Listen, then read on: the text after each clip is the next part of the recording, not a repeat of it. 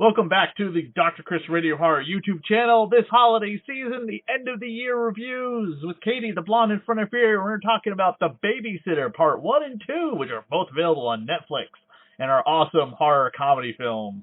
Well, hello, freaks and fiends. Yes, it's the end of 2020, so let's talk about some movies. First up, The Babysitter, released through Netflix in 2017, but interestingly enough, was made in 2015, directed by McGee and starring Judah Cole, Samara Weaving, and Robbie Amell. The film early on establishes that our lead, Cole, who's played by Judah Cole, is high on fear and is not looked highly upon by his peers. He's definitely considered a nerd and bullied several times, even by the school nurse. As Cole is getting bullied by a trio of mutant 14-year-olds, the audience is introduced to B, who is Samara Weaving, and honestly, to me, who makes one of the best on-screen entrances in a film. She takes down these bullies in an amazing fashion, and we see the relationship between Cole and B. That's both friendship and, she's the older woman, he's a young kid. And Cole's parents, Leslie Ann Bibb and Kim Marino, leave for the weekend. Now, the thing that kind of annoyed me about the parents, though, is that I feel like they want their kid to be a little... Parents go off for the weekend, and as B puts Cole to bed, B gives him a shot of some liquor. Now, this may be something that millennials do. I know when I was babysitting, as much as I wanted to give my little peons shots of liquor to have them go to bed, I did not do this, and I can honestly say that, Mom and Dad, I did not give the children that I babysat liquor. But B is a different generation, so that's what they did. She gives them a little bit of shot and thinks that he's asleep, and that's when her merry bunch of friends come over. Max, Robbie Amell, Sonia, Hannah Mae Lee, Allison, Bella Thorne, John, Andrew Batchelor, and Samuel Doug Harlan. Now, while she thinks Cole is asleep, he's actually FaceTiming with his friend Melanie across the street, played by Emily Allen Lynn. You probably recognized her if you saw Dr. Sleep. She was in that film. And then while everyone is playing downstairs a game of Spin the Bottle, Cole spies on them. He witnesses something he wasn't meant to see. The Babysitter, it's a comedy, but let me tell you this.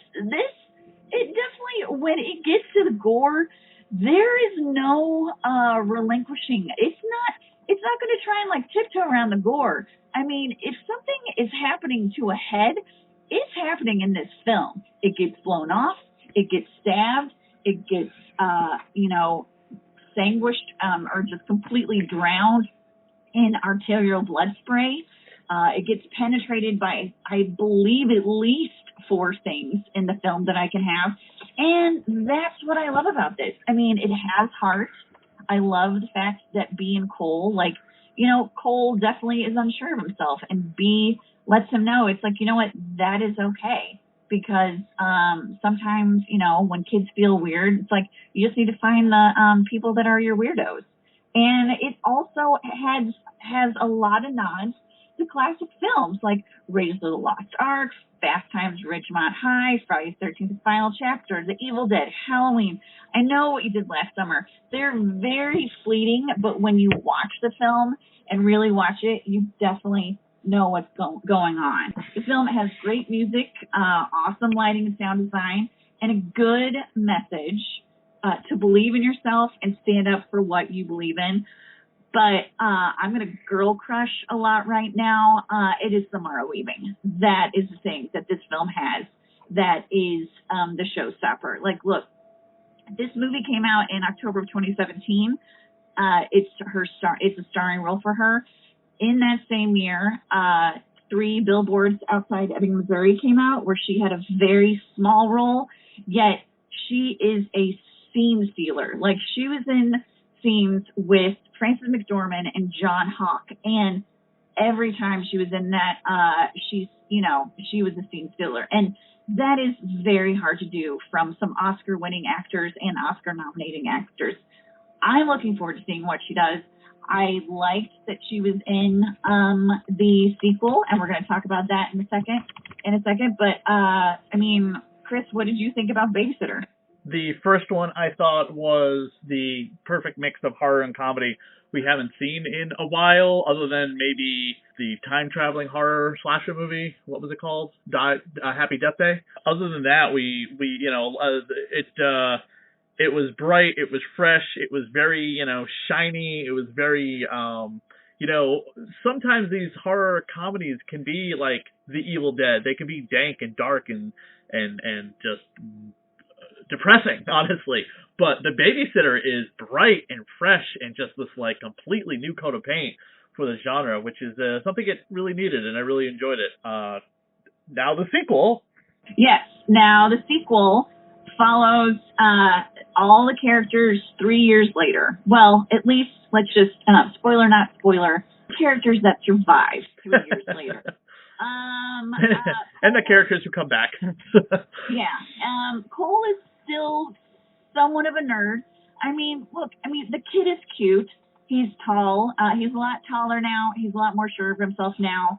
The only thing is that now he has the story where he killed all these people, or they were trying to kill him. So, now his classmates who may have thought he was a joke now think he's kind of a scary person and possibly a psycho, including his parents, although I would think all the bodies would have been in the house, so they would have seen all this. But also, you're dealing with devil worship, so anything can happen.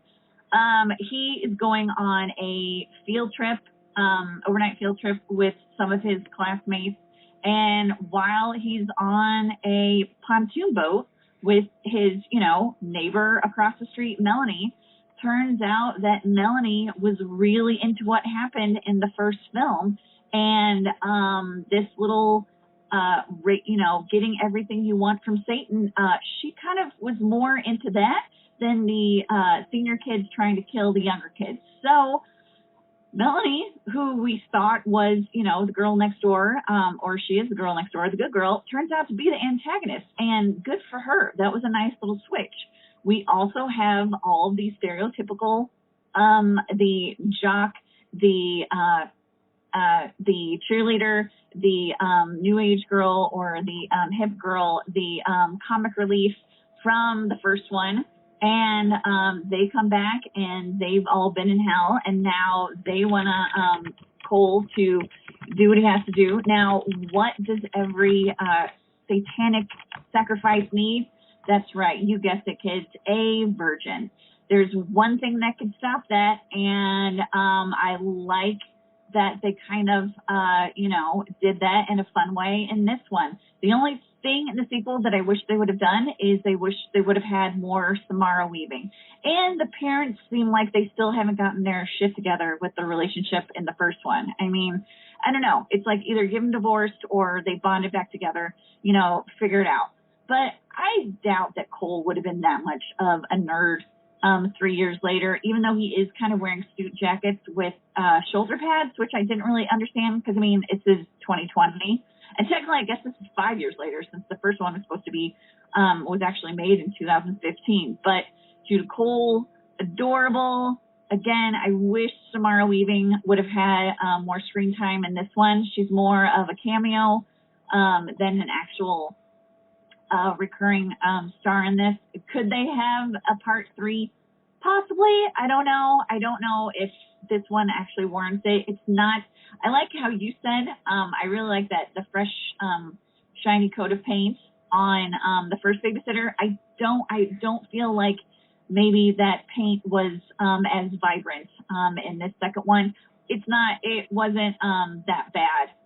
And it wasn't one that I'm gonna tell you to go out and see, but I definitely would say go and see The Babysitter. My favorite new character is the new girl added into the second one. I really much liked her.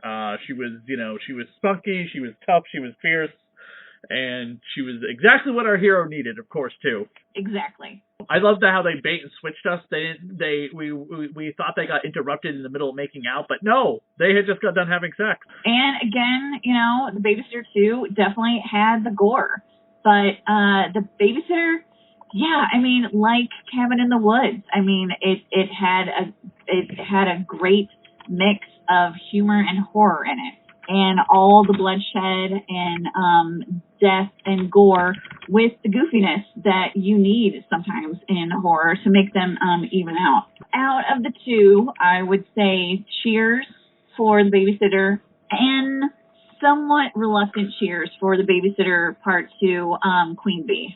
Definitely. Check out the rest of the awesome reviews here on the Radio Horror YouTube channel. Come back in 2021 as we will begin a whole new set of awesome horror movie reviews and anything else that happens to be coming up.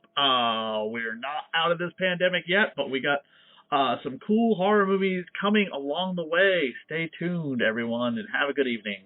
Happy New Year!